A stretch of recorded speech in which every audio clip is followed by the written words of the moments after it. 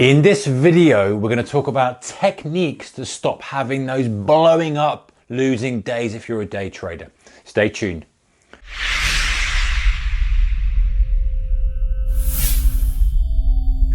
Hey traders, a very warm welcome to you. Okay, so you're a day trader.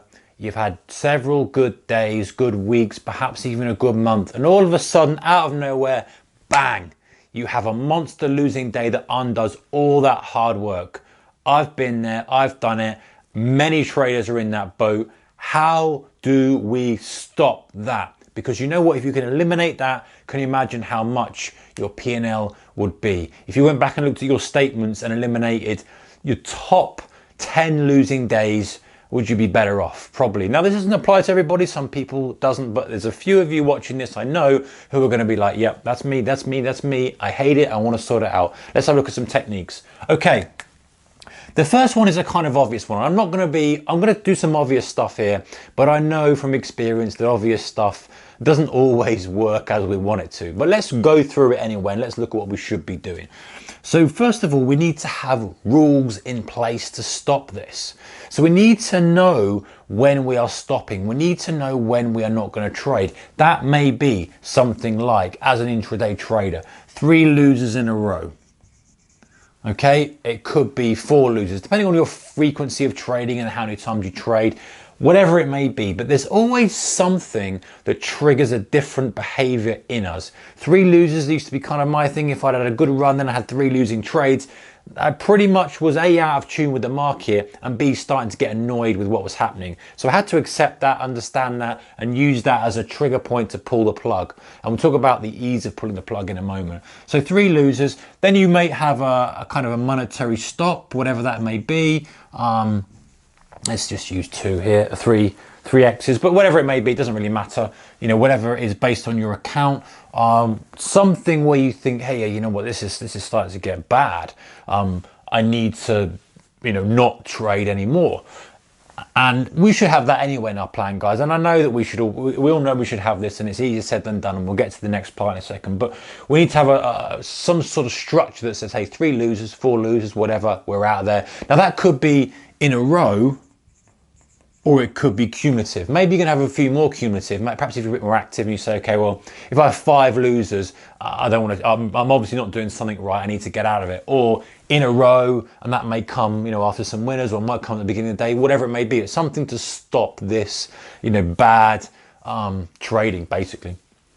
A monetary stop, talk about monetary stop. Okay, another thing is a percentage off the high. So what do I mean by that? In other words, if you've made, let's say you made £1,000 in the day and you pull back to 600, then you stop for the day. So you have 40% off the high, 20% off the high, whatever it may be. And obviously that's got to kind of match with your position size and your risk per trade.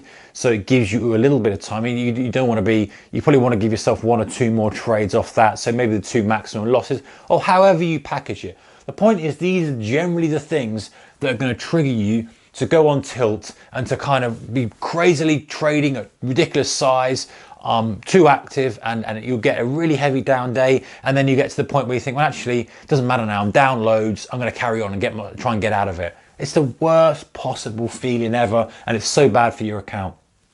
So, these 3 triggers are normally good ones. Losers in a row, a total money loss, percentage off highs. Any more you can think of, stick them in the comments section below. And anything that kind of triggers you into that negative mentality. Anything does that. Now, in a perfect world, when this happened, we would just stop trading, right? We would say, okay, if we've got 3 losers in a row, I'm going to walk away from the screens. I'm never going to trade anymore. And that's exactly what we should be doing. We get that amount of losers, total monetary loss. We shut it down, walk away from the screen. We get a percentage off high, we shut it down, walk away from the screen. Or if we're disciplined enough, we flick it onto a demo, we flick off the broker and we just watch and we kind of learn and we just improve like that, if we're disciplined enough to do that. But many times this may happen, but you keep trading because you overrule yourself. You overrule yourself and say, I think I know better. In the heat of the battle, you think you know better than than the strategy and the plan you've put together in the cold light of day. So you start saying, well, okay, I got 3 losers in a row, but they didn't really matter. It's only the early of the day. There's going to be loads of opportunity to get it back. And of course, The reason you've got this is because A, it's triggered your wrong mindset, and B, you're just out of tune with the market. If you've got 3 losers in a row, you're trying to put a round peg in a square hole. It's or square peg in a round hole. It's just not, you're not in tune with the rhythm of the market, and that's obvious by the losers that you've had. You're either too early with your entry, you're too late with your entry, you're doing the wrong thing completely. Something's out of sync. So, I mean, maybe you say to yourself, I'll have 4 losers in a row, but after 3, I stop, I reassess, and I don't trade until the afternoon. There are permutations of that you can do. So, in the perfect world, we're going to end up stock trading. But in reality, this is why we get into the hole and the pit sometimes, is that we don't stick to this. And this kind of muscle comes with time of sticking to rules and discipline. But let's say you're one of the guys who has these rules, but then still kind of overrules yourself from time to time. Another strategy, another technique is to use what I call a hard stop. And that is to just have in your account enough to trade what you need intraday. So the margin you need and the total loss. So if your max loss is, let's say, £500 in a day, and the margin you need for trading is 2,000, say. I'm just picking a figure out of my head. The numbers don't matter. The point is, you'd only have that amount in your account. In other words, you're going to be hard stopped out when the margin requirement, and you lose that 500, and then you go into negative margin because the broker's going to say, hey, you need more money, the margin is 2,000, you haven't got it anymore, and they'll cut the account for you. Now that is pretty drastic to do, but you know, utilize it. If you are day trading and you're finding yourself in that situation, just keep a little bit of money in your account. It's the same actually for swing trading. If you don't want to have a drastic, and you think your discipline is going to struggle, then just reduce the amount of money you've got in your account. You can still have it as risk capital, it just doesn't have to be in your brokerage account. Now, not all brokers are going to do this, so a little caveat there, don't rely on your broker to do that, but it can be a way of forcing you out of a trade and not kind of undoing loads and loads of good work. And it's the same kind of thing with position size, guys. This is probably another video, but if you're struggling to stick with your discipline with position size, again, reducing the amount of money you've got in your account will stop you from trading a big position size because you don't have the margin there. So something to consider.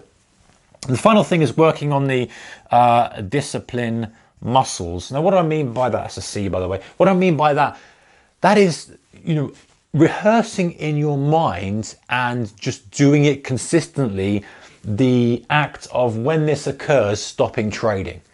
So in other words, if you have this occur, you rehearse yourself saying, okay, I'm out, I'm going to move myself away, and do what you need to do. If you need to flip that computer off and get in your car and drive to reframe your mind, then do it, because all it is flicking the switch in your mind.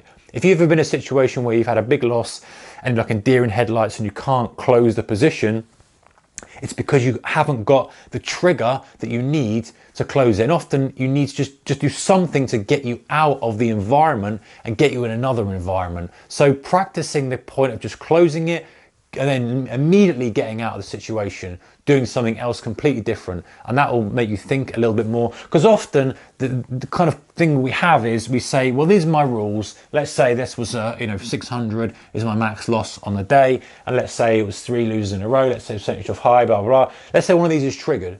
And let's say we then go to something minus 650, our running P&L.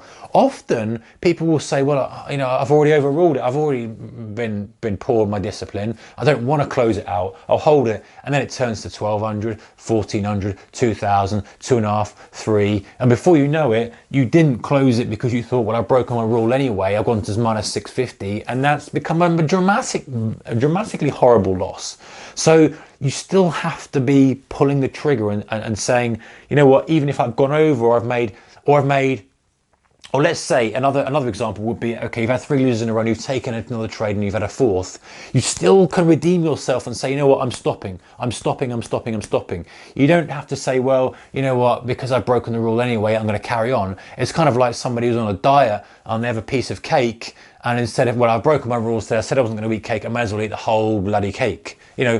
It's that kind of mentality. That's human nature, unfortunately. Unfortunately, some of us have this character in us where we will do this. And so we need as many kind of tools and techniques as we can. So practicing the discipline muscles is a great one.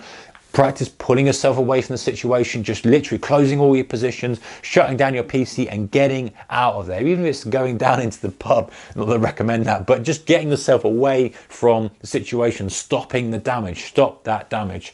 So summary guys, rules, have your strict rules in your trading plan that you need to stick to, that are going to say, hey, you know what, I do not want to trade after this because that will stop these catastrophic blow up days. 2, hard stop, like utilize the fact that you don't put so much money in your broker account so you don't lose it, rely on them to kind of cut you out.